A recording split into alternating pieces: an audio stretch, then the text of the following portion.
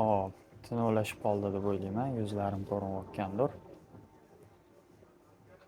Bugun sizlar bilan gaplashmoqchi bo'lgan gapim mindset, мышление, ya'ni fikrlash. Shu ko'p muvaffaqiyatga erishgan. Muvaffaqiyat deganda endi muvaffaqiyat ham juda bir ko'p ishlatiladigan so'z bo'lib ketgan. Hamma har xil tushunadi. Bitta jumla bilan agar aytadigan bo'lsak, hayotdan o'zi xohlagan narsasini oladigan insonlarni kuzatib, gapiga eshitib, kitoblarini o'qib, o'zimizni yonimizda ko'rganimizdan shu asosiy ularni ajratib turadigan narsa bu fikrlashib, ya'ni mindset. Mindset deganda o'zi shu miyani ichidagi bitta so'z bilan dunyoqarash desa bo'ladi. Shu hamma hodisalarga bo'ladigan narsalarga, voqealarga, insonlarga dunyoqarash. Shu dunyoqarashi boshqacha. Hayotdan o'zi xohlagan narsasini oladigan insonlar. O'zimga ham bir nima deydi, punktlar qilganman. O'zim соблюдать qiladiganlarim, shularni ko'pini men haliga aytgan insonlarimdan kuzatganman. Endi numeratsiya qilib o'tirganim yo'q, unaqa tayyorgarlik bo'lmadi videoga. Hozir mana hayolimga kelganlaridan aytib berishga harakat qilaman sizlarga. Nazarimda foydadan xoli bo'lmaydi. Birinchi mana hozir hayolimga kelayotgan narsa mindsetni to'g'irlash deganda, ya'ni o'zgartirish.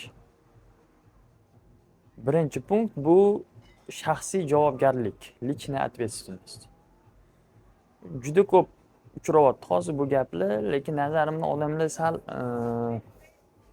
baribir tushunib yetishmayapti bu narsani. Nima o'zi bu nima degani shaxsiy javobgar shaxsman, men ham o'zimga yarasha javobgarliklarim bor. Yo'q, shaxsiy javobgarlikni agar bitta ibora bilan, shu gap bilan aytadigan bo'lsak, hayotingizdagi bo'lib o'tadigan har bitta voqeaga faqatgina siz sababchisiz degan ko'z bilan qarash. U yaxshi narsa bo'ladimi, yomon narsa bo'ladimi? Bu u ma'noda emas, hozir noto'g'ri ketib qolmanglar. Men diniy masala bo'yicha aytmayapman.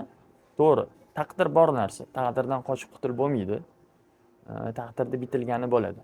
Lekin o'sha dinda ham ixtiyor bandani o'ziga topshirilgan.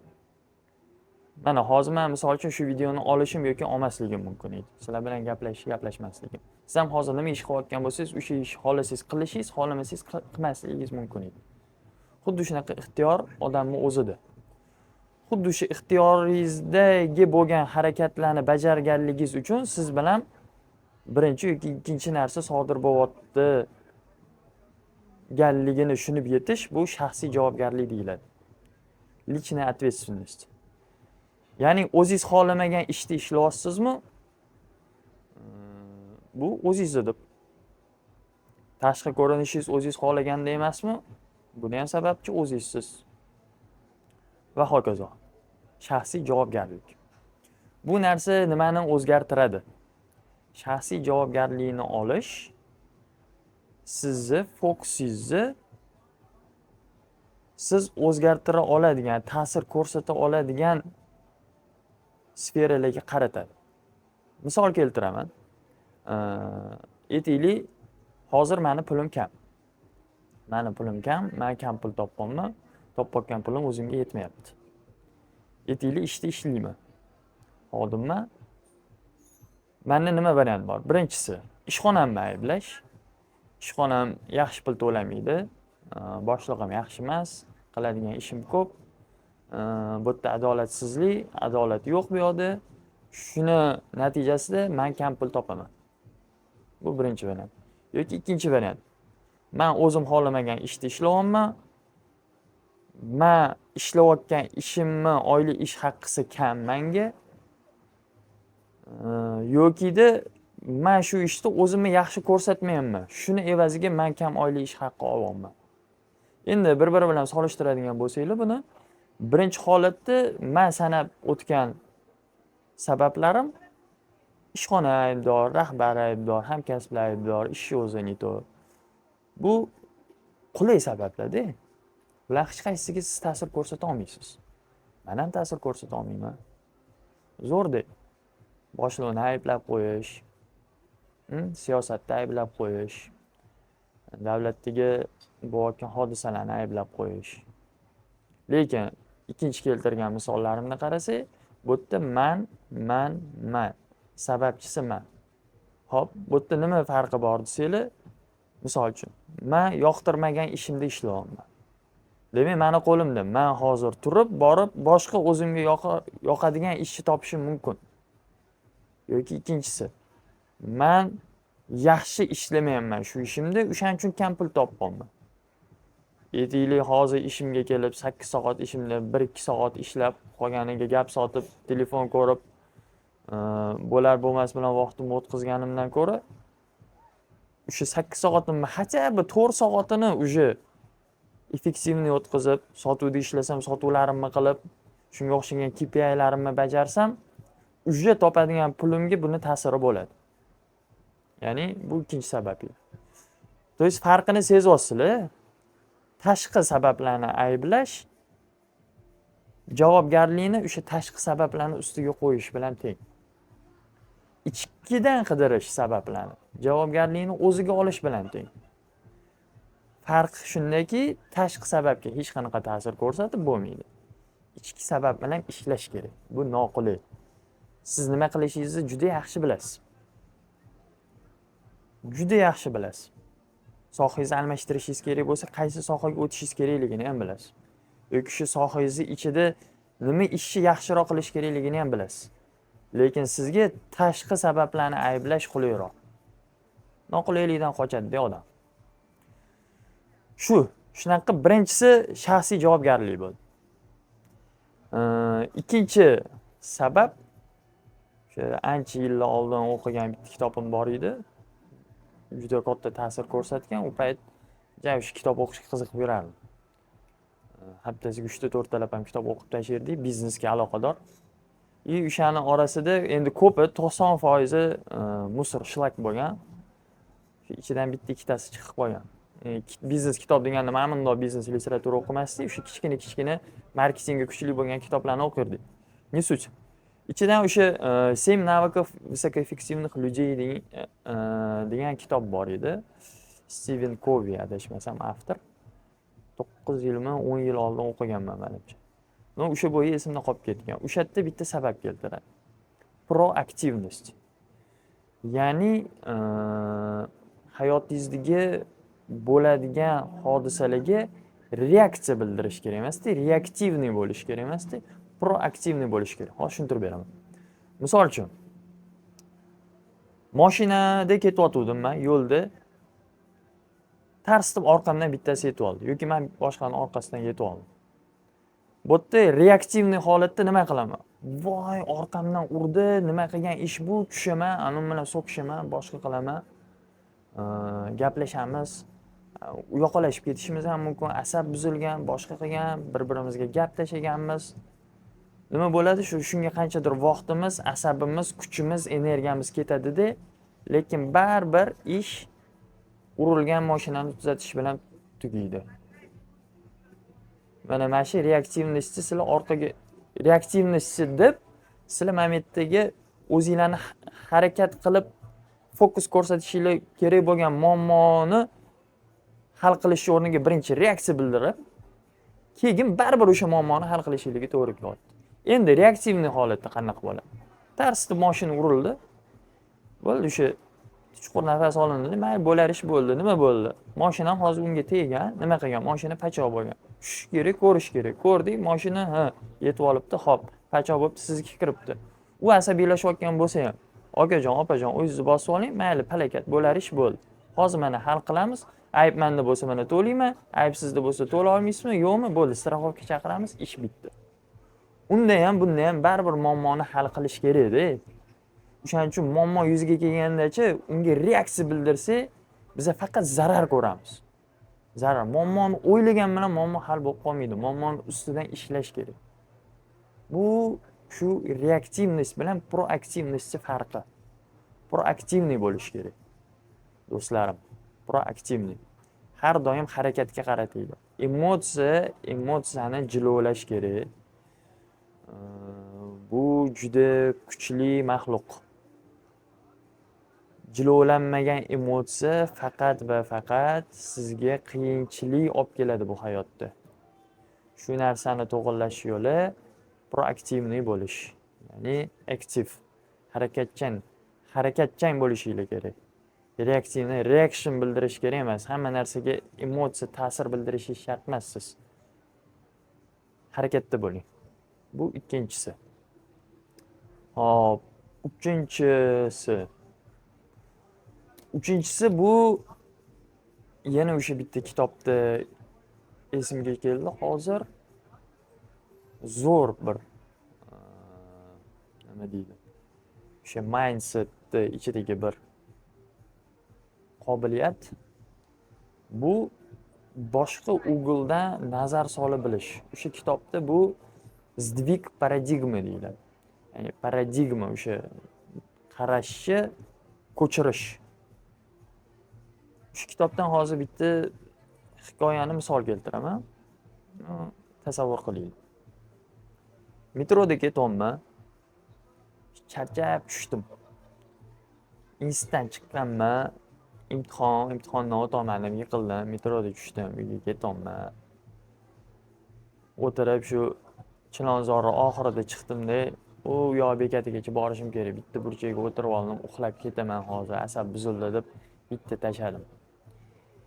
Keyingi bekatda bitta kishi chiqdi, 3 ta bolasi bilan. Yosh bolalar. Kishi yonimga kelib o'tirdilar. Bolalar ham bir ro'yga o'tirgandek bo'ldi-yu, keyin metro yurishni boshlagandan keyin bu yoqqa yuradi, bolalar baqir-chaqir qiladi, to'polon qilyapti. Ahamiyat bermaslikka harakat qildim, boshqa qildim, bo'lmayapti-da. Shu darajada endi baqirib tashlashyapti, butun vagonni boshiga ko'tarib yubordi. Oxiri shu asab buzilib ketdi, menga keldi-da. "Yo'q aka, qanaqa odamsiz? Bolalaringizni tinchlantirsangiz bo'lmaydimi? Butun vagonni boshga ko'tarib yubordi-yu" deb aytvordim. Akam qaradilar-da, "Bor uzr. Hozir больницаdan kelyotgandik. Onasi o'lib qoldi. O'shanga nima qilishni bilmayapman, uyga ketyapmiz" deb javob berdilar. Ko'z oldingizga keltirdinglar holatda. Birinchi holatda nazar umuman boshqa narsa dedi. Ikkinchi to'g'riroq o'sha gapni aytgan, javob berganidan keyin menga o'sha aka xuddi o'sha vaziyat bizga boshqa ugledan, umuman 180 gradus boshqa ugledan ochildi. Mana shu narsa sdvig paradigma deyiladi. Ya'ni biz bitta nuqtadan qarab turgan edik, o'shani medalni ikkinchi tarafini ko'rdik. Mana shu qobiliyat. Sizga обязательно mana shunaqa gap, ichingizgacha o'tib ketadigan gap yoki hodisa bo'lgungacha ko'chirilishi shart emas. Mana o'sha payt vzgladingiz o'zgardi-ku mana shu gapni eshitgandan keyin. Demak, bu qobiliyat bor. Sizda, menda tug'ma bor bu narsa. Har bitta narsada shu narsani ishlatishni bilish kerak. Bu juda ham bir zo'r qobiliyat. Odamni o'zini boshqa odamning o'rniga qo'ya bilish, boshqa shaxsning o'rniga qo'ya bilish. Yomonlik qilgan bo'lsa, nega u unaqa yomonlik qildi? Ne bunaqa ish qildi? Uni motivi nima edi? Balkim nimadir sababi bor edi, boshqa edi. Yaxshilik qilgan bo'lsa yoki qanaqadir hodisa, konflikt, vaziyatlar juda ko'p-da. Birinchi o'rindachi bu sizlarga odamiylik bo'lishga yordam beradi. Shu yomon vaziyatlarda deb chatda solmasdan nima bo'ldi ekan, sababi nima ekan deb ikkinchi tomondan qarashga yordam beradi sizga. Shuning uchun bu ham bir zo'r qobiliyat, sdvig paradigma, mindset ichidagi bo'lgan ustanovkalardan bittasi. Shuning uchun buni ham men maslahat beraman. O'zingizlarda mashq qilinglar. Hayotingizda bu hodisa bo'ldimi? O'shani ozgina bo'lsa ham bundan o'ylashga harakat qilinglar-da. Menga bekorga berilmagan, bunday tafakkur qila olsak biz, nimaga bunaqa bo'lyapti, nimaga bunaqa deyapti ekan bu? tinchlikmikan, o'zi bunaqa demasdi-ku bu odam, balkim u narsasi boshqacha bo'lib qolgandir deb bundoq o'ylab, o'sha odamni o'rniga o'zinglarni qo'yib, vaziyatni bir ikkinchi tarafdan baho berishga harakat qilinglar har doim. Birinchi o'rinda bu sizlarni kutilmagan konflikt, ertaga bosh og'riq bo'lishi mumkin bo'lgan vaziyatlardan qutqarib qoladi. Ikkinchi o'rinda bu o'zingizni ichingizdagi mana shunaqa noqulay vijdon azobiga solib qo'yadigan vaziyatlardan qutqarib qoladi. Agar ishimizda, biznesda gaplashadigan bo'lsak, sizga bir nechta ssenariylarni ko'rishni beradi bu narsa. Faqat yaxshi yoki faqat yomon emasda, aytaylik 50% o'xshaganda qanaqa, 70% o'xshaganda qanaqa, 90% o'xshaganda qanaqa, umuman o'xshamaganda qanaqa, zararga kirib ketib qolganda qanaqa. Shunaqa vaziyatlarni ham ko'rishga yordam beradi. Shuning uchun buni ham trenirovka qilib, shug'ullanib, prakachka qilsa bo'ladi miyada. Xo'p, yana nima to'g'risida gaplashsak bo'ladi? Mindset to'g'risida. Mindset. Bitta yana hozir oxirgi menimcha aytadigan gapim, uzoq tayyorgarlikni yig'ishtirish kerak.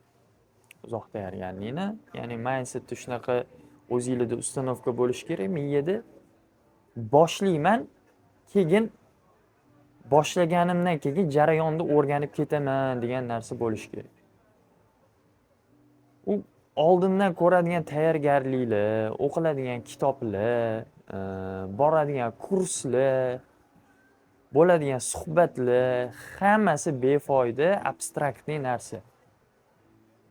Bitta sohani ham даже oladigan bo'lsak, misol uchun sartaroshlikni. Sartaroshlikni ham ko'rib, boshqa qilib ko'rsal, u narsani ko'rgandek bo'lishi mumkin. Ko'rganda miya, o'rgandim deb o'ylaydi, lekin olgandan keyin odam biladi. Olganidan keyin biladi.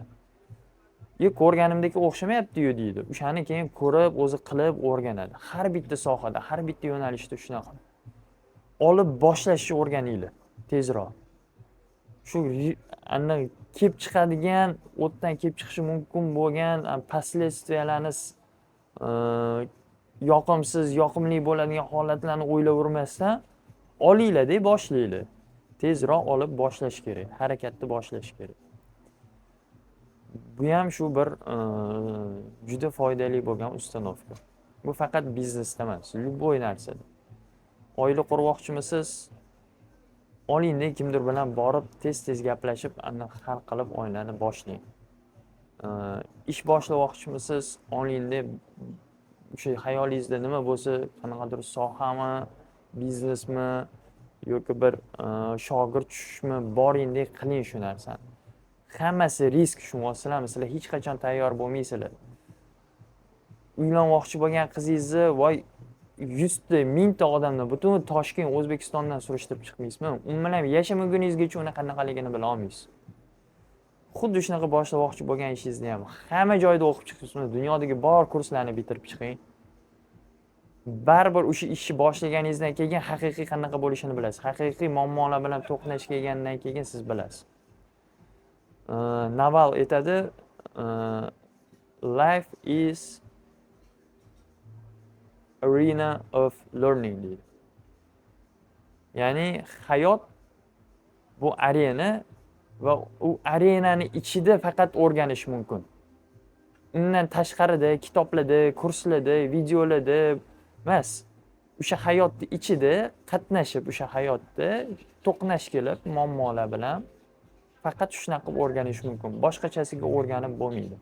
Boshqachasiga siz faqat ma'lumot yig'asiz. Miya ma'lumot yig'adi, lekin u ma'lumot. Nimaga kerak bor u ma'lumot? Siz kompyuterdan o'tib keta olmasangiz baribir ma'lumot yig'ish bo'yicha. Shuning uchun boshlash kerak va jarayonni o'zida o'rganib ketiladi. Shunaqa, bugun mindset so'zi to'g'risida qisqacha to'xtab o'tdik. Buni yana gap kelganda keyingi videolarda ham davom etishga harakat qilamiz. Mana shu obstanovkada men xudo xolis harakat qilaman. Qo'limdan kelgancha bir kamida 5-6 ta video yozmoqchiman. Ko'ramiz. Gapga bersa bo'ldi, foydali. Shu to'g'risida gaplashamiz. Sizlarga ham rahmat. Keyingi videoda ko'rishamiz.